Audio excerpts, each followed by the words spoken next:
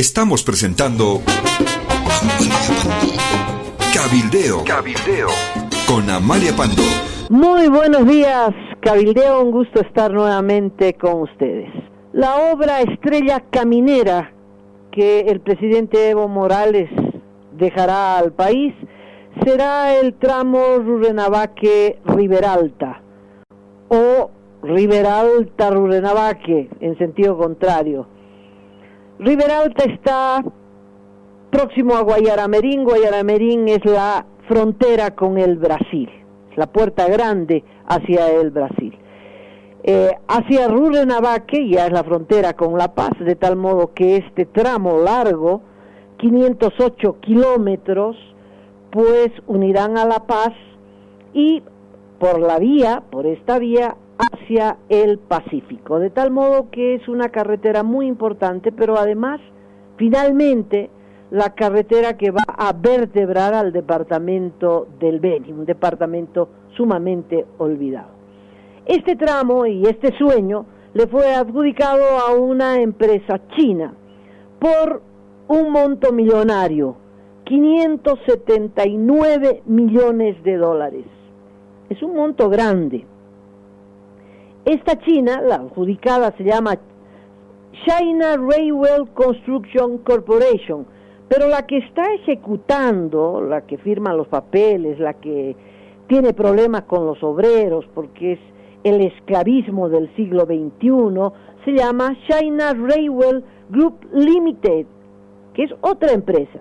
Parecería que la primera empresa, la que se adjudicó, tiene esa habilidad de adjudicarse contratos. La misma habilidad la ha tenido la CANSE de doña Gabriela Zapata. Adjudicándose, pues subrogan a otra empresa. Esa otra empresa no es que llega con los tractores, con el equipo, que es una empresa establecida en el país, con edificio propio, no tienen absolutamente nada. Esa es la característica de los chinos. ¿Pagan coimas? Pues seguramente pagan coimas muy altas, pero no llevan contabilidad. No es el caso de la Odebrecht o de la Camargo Correa, de la que hemos hablado en la víspera. Bueno, lo concreto es que este contrato de la carretera Rurrenabaque-Riberalta, 508 kilómetros, le reitero, el gobierno ya ha desembolsado 222 millones de dólares. Están cerca al 40% del monto total y el avance de obra apenas sobrepasa el 10%.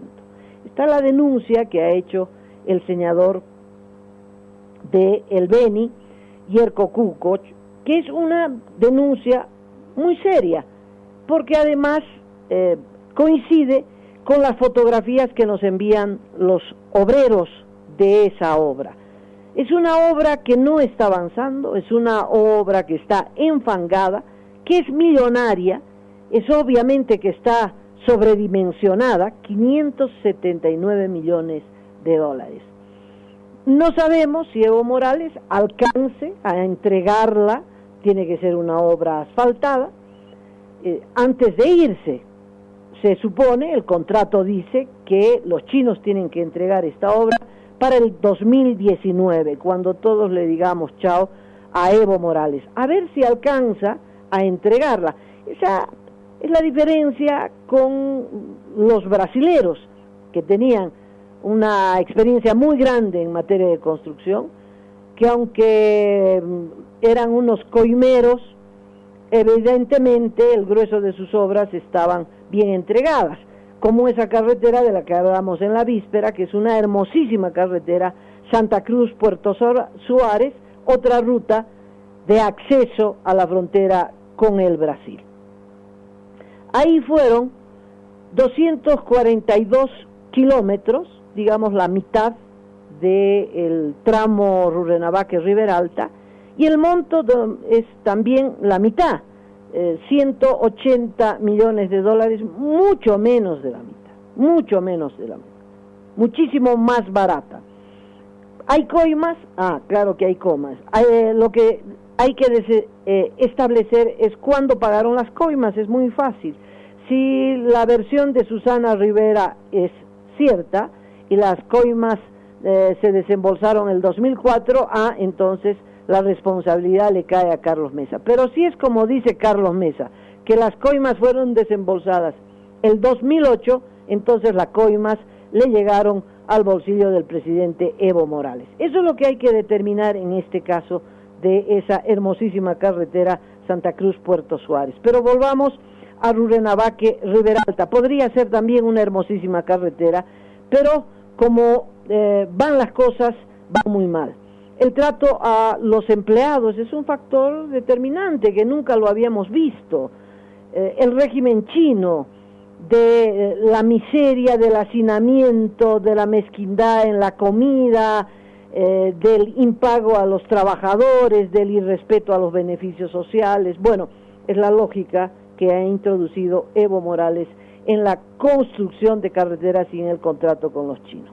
También ha contratado a los chinos para el tramo El Sillar, que tiene que resolverse sí o sí, porque tiene que ver con esta carretera que un tiempo fue hermosa y nueva, la nueva carretera que une Cochabamba con Santa Cruz y que tiene que ver con la troncal La Paz, Oruro, Cochabamba, Santa Cruz, la llamada carretera nueva que cruza por el Chapare, que fue la carretera para la colonización de esa época. Esa carretera fue abierta el 55 por Paz Extensoro, luego asfaltada, trabajo de Banzer, en fin. Pero tiene un talón de Aquiles que se llama El Sillar, son 28 kilómetros, es una zona geológicamente inestable y es el drama de todas las épocas de lluvia. Esta carretera por la que cruza el grueso de los pasajeros y el grueso de la mercancía que transita por el país, pues se suspende, se inunda, el río se lleva kilómetros de carretera, en fin. El 17, el año pasado a medianos, se contrata a otra empresa, Shinohydro, una pariente de la Shinohydro es la que se adjudicó también el Mutum por montos extraordinarios. En este caso, el monto es demasiado grande, 453 millones de dólares. A ver, es casi tanto como los 500 kilómetros de Rurrenabaque-Riberalta, pero en el caso del Sillar son solo 28 kilómetros, 453 millones de dólares que se llevará la Shinohydro. No lo ha resuelto la última temporada de lluvias, ni siquiera paliativos. La ABC sigue gastando 30 millones de bolivianos cada época de lluvias para poner los pontones, para poner puentes metálicos, para salvar la emergencia. La Shinohydro pues estuvo correteando de aquí para allá para ver si salvaba esto, salvaba lo otro, pero no se ve avance. Ya en un año tendría que haber un avance significativo. Son solo 28 kilómetros. ¿Sabe qué es lo interesante? Que cuando se firmó este contrato, resulta que no había un diseño final, no se sabía qué era lo que la empresa iba a construir por ese monto millonario. Se sabía que tenía que resolver el drama del Sillar, pero no tenía diseño final. Lo mismo ha ocurrido con Misikuni, ¿no? Se hacen contratos con las chinas sin diseño final. Entonces, son obras que nunca terminan, en vez de avanzar, retroceden. Pero si estas carreteras y los contratos con los chinos serán las obras estrellas del presidente Evo Morales, serán una radiografía de cómo el gobierno ha manejado nuestro dinero y qué ha priorizado. A los chinos ya les debemos un informe del 2015, algo retrasado mi informe, pero es el último que encontré, 1.600 millones de dólares. En la región somos el sexto país más endeudado con los chinos, Venezuela es el primero, 65.000 millones de dólares le deben los venezolanos, Maduro no tiene un mango para pagarles y les va a pagar con petróleo. El petróleo que sale de Venezuela no es para obtener divisas frescas, sino para pagar la deuda a los chinos, porque los chinos se plantaron firmes y dijeron, me pagan o me pagan. Bueno, en octubre del 15, recordará usted, Álvaro García Linera, nuestro señor vicepresidente, dijo que los chinos le habían abierto una cartera de 7.000 millones de dólares, un montononón de dólares, y que por lo tanto estemos tranquilos y bueno, que siga la fiesta con 7.000 millones de dólares, no hay duda que seguirá la fiesta. La fiesta se ha traducido en un programa que se llamó Evo Cumple. Bolivia cambia, Evo Cumple. El Evo Cumple fue la sensación en el año 2006, se inauguró el 2007 con la plata de los venezolanos, y los venezolanos parecían el Ministerio de Obras Públicas, porque la gente iba a la Embajada de Venezuela a hacerse firmar el papelito y pedir el desembolso. El 11, el programa Evo Cumple pasa enteramente a depender del Tesoro General de la Nación, y hace poquitos días el presidente Evo Morales ha anunciado, pasado 15 de mayo, ha anunciado que suspenderá el Evo Cumple por un año, lo que es una confesión de parte del fracaso de este programa. ¿Cuánto nos ha costado el chiste del 2007 al 2016? Todavía no tenemos las cuentas de los 2 últimos años. El monto asciende, siéntese por favor, a 1.788 millones de dólares. Es una cifra tan grande que es difícil de retenerla. Son 1.700 millones de dólares. En boliviano son 12.446 millones de dólares. Uno dirá, serán 12 millones de dólares, no está leyendo bien la Amalia. No, son 12.000 millones de bolivianos y en dólares 1.700 millones de dólares. Es un monto con el que, si usted lo hubiera puesto donde lo hubiera puesto, hubiera rendido. Si usted lo hubiera puesto esto en educación, tendríamos la mejor educación de América Latina. Si lo hubiera puesto en salud, tendríamos la mejor salud de América Latina. Si lo hubiera puesto en el sector industrial, en el sector agropecuario, sin duda no estaríamos importando alimentos. Pero lo pusieron en el Evo Cumple, que es un programa para ganar votos. Entonces el resultado no importa mucho. El Evo Cumple ha tenido incremento en su presupuesto precisamente en fechas previas a las elecciones. Cada vez que iba a haber una elección para la reelección de Evo Morales, el presupuesto del Evo Cumple crece enormemente y se lo gasta muy rápidamente. ¿En qué se ha gastado el Evo Cumple? Bueno, hay un presupuesto que ha informado el propio gobierno. 44%, casi 45% en educación son escuelas. Eso está muy bien. Lo que está muy mal es que la construcción de estas escuelas no forme parte de una planificación mínima. Ellos que se reivindican socialistas tendrían que saber que la clave del éxito está en la planificación. Estas escuelas las construye el Evo Cumple, pero no pasan a depender de la alcaldía, porque las construyen en competencia con las alcaldías. No hay para los pupitres, no hay ítems para los maestros, y a veces no hay ni siquiera alumnos. Entonces ahí están las escuelas. Algunas funcionan, algunas no funcionan. En deportes se gastó 23% de ese millonario presupuesto que ya le dije. Ya sabemos, deportes, vamos a hacer algún detalle un poquito más adelante. Pero el contraste, 22%, casi 23% en deporte, en contraposición en el sector productivo, 7%, 6,9%, 7%. Es decir, el sector productivo les importó un pepino. Es más, en todo lo que invirtieron no funcionó.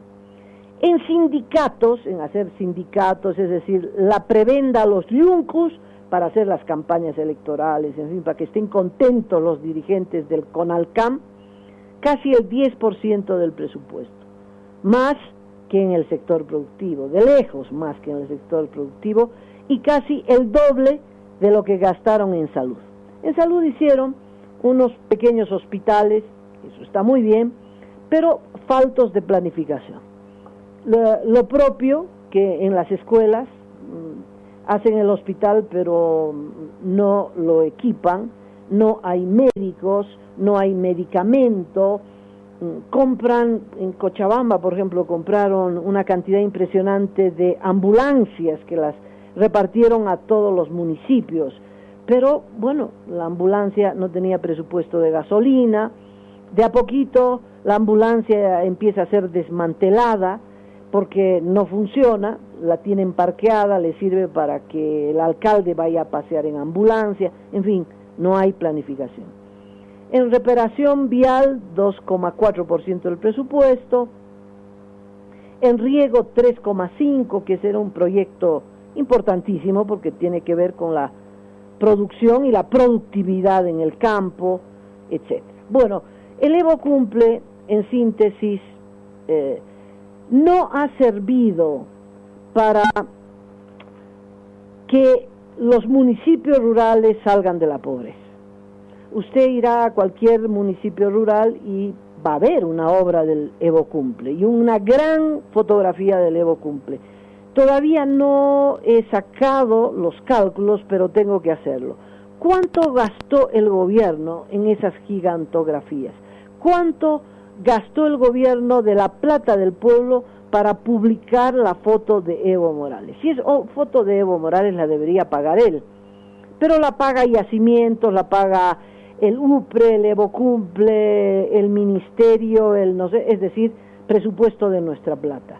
Enormes gigantografías, todos los municipios tienen una foto enorme del señor Evo Morales y muchas de las obras llevan el nombre también de Evo Morales.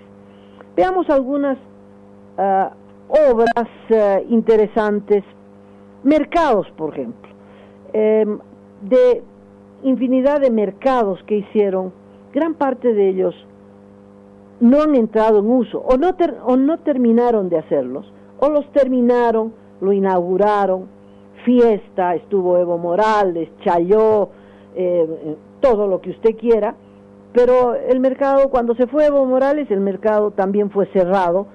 ¿Por qué? Porque la gente sigue vendiendo en la calle. 5 mercados sin uso solo el año 2009. En el Alto, el mercado Santa Rosa, el mercado de Villa Tunari, se inauguraron y están cerrados. Hay mercados que han tenido que demolerlos porque se empezaban a caer. Eso ha ocurrido con mucha frecuencia en las obras del Evo Cumple. Algunas otras obras, por ejemplo, hicieron un estadio en Villa Tunari. Esto sí que me llamó la atención. Perdón, no Villa Tunari, en Villa Ingenio.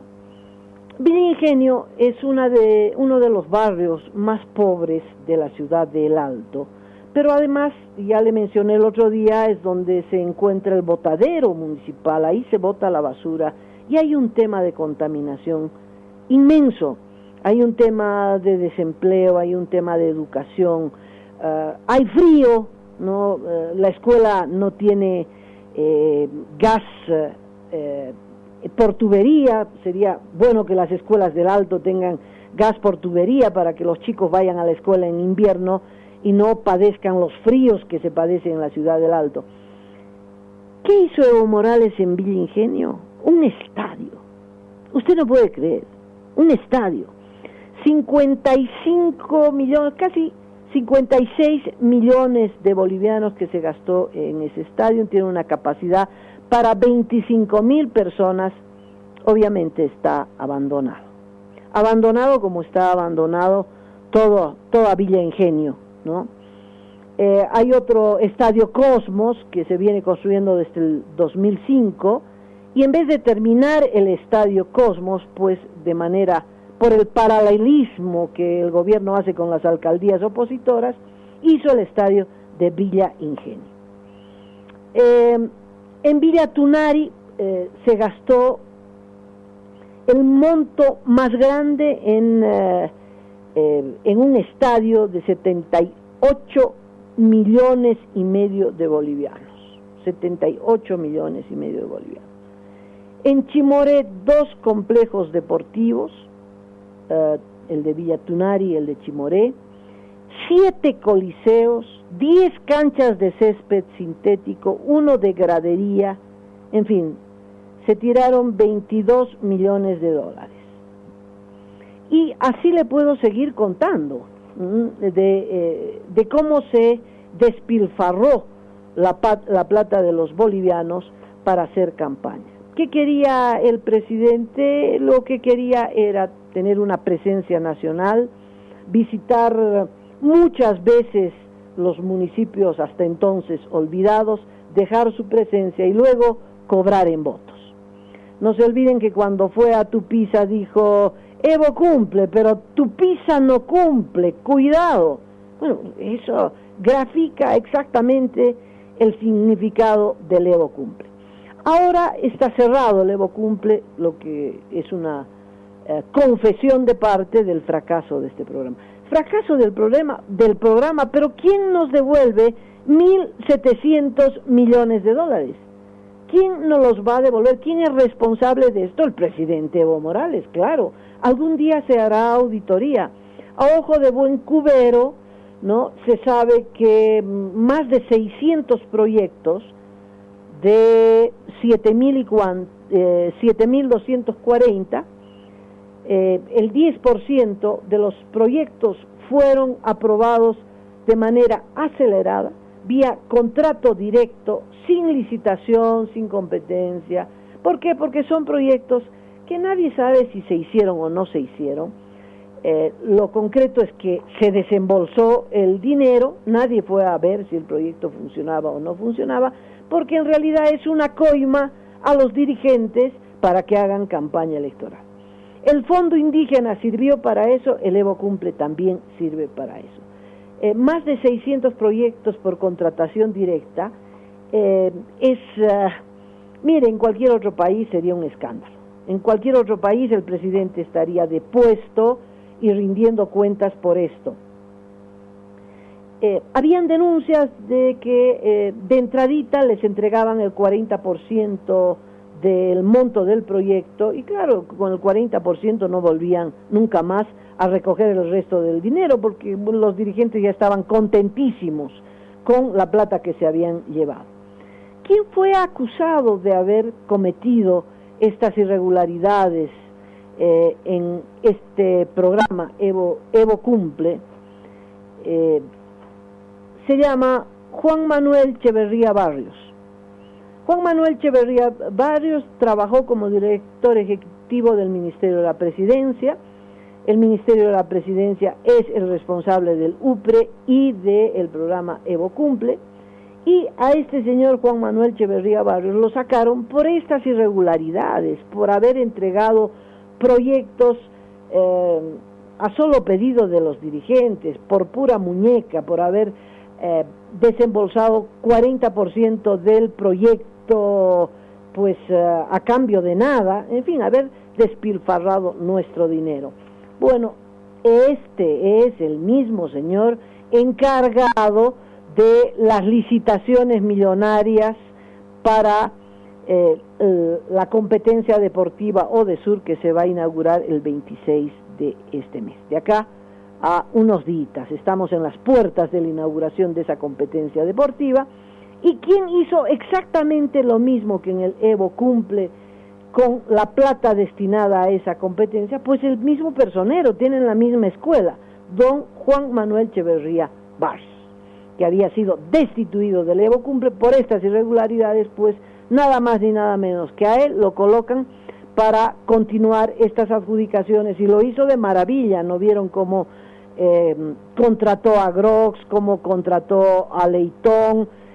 Tengo el documento de Leitón, es una perla de cómo funciona el gobierno de Evo Morales, porque es la empresa proponente la que fija los términos de referencia.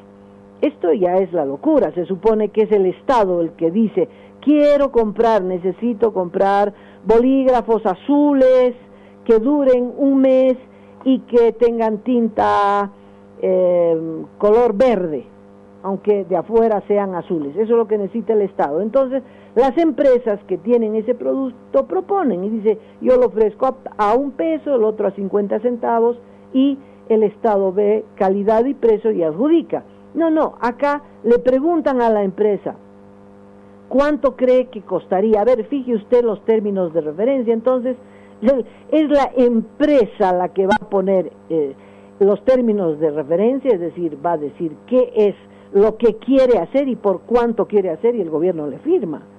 Es realmente otro despilfarro. Los Juegos Odesur, que están próximos a ser inaugurados, también serán un monumento a la corrupción, al despilfarro, como ha sido el Fondo Indígena, como ha sido el Evo Cumple, como son los contratos con las empresas chinas, y ahora un gran pretexto para cobrar coimas y para despilfarrar nuestro dinero, los Juegos de los países suramericanos o de sur.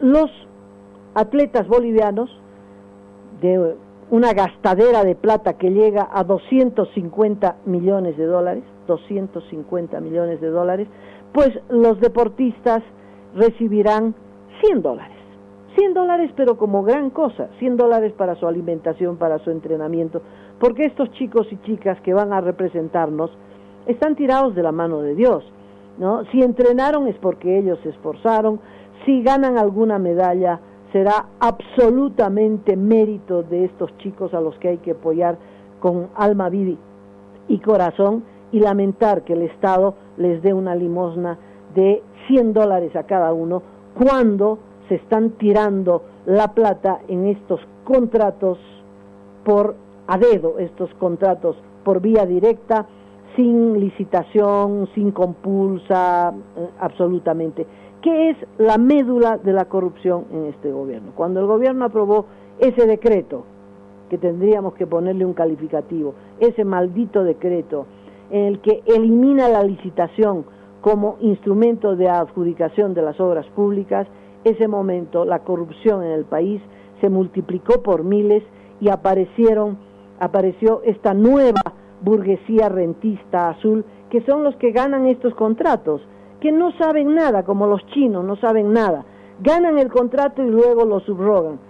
Pasa lo mismo con las obras de construcción, con la construcción de escuelas, con la construcción de estadios, con el césped sintético, pues y ahora con la construcción de canchas de tenis, con la inauguración de los Juegos Odesur. En fin, es gente que hace su capital de arranque a través de la corrupción.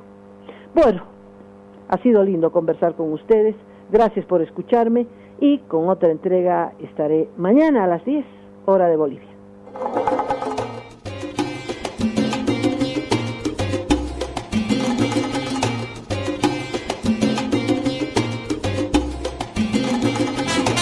Usted está escuchando Cabildeo.